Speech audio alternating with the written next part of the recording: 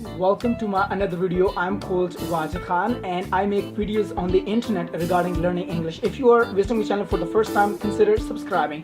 Alright guys, let's dive into the video. In this video, I will be explaining when do we use was with he, she and it, and when do we use were with he, she and it. Now this is something a lot of English speakers get confused, okay? They are like, when do we use was with he, she and it, when do we use were with he, she and it? That is something really overwhelming. Well, so in this video I will be clarifying for this, okay? So guys, let's start with were. We use were with he, she and it when it's just an imagination, when the situation is not real. Alright, and we use was with he, she and it when the situation is real. Let's get down into the examples.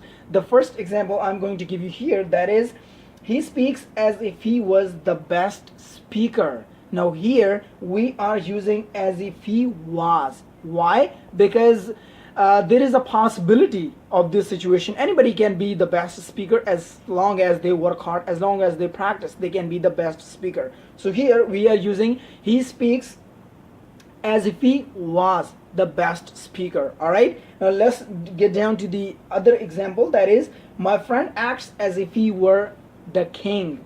Alright, now here in this example we are using were. And do you know why? Because obviously this situation is obviously just an imagination. It's just hypothesis. It's not real. My friend cannot be the king. Alright, so that's why we are using as if he were. Alright, let's get down to this other example, that is, if I was a teacher I would have helped you.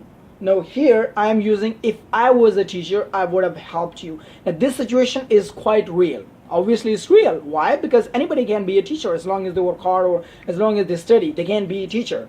So that's why we are using if I was a teacher I would have helped you.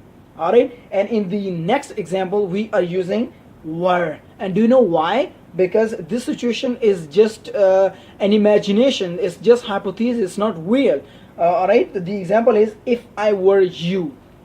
Okay, now if I were you I wouldn't have done that.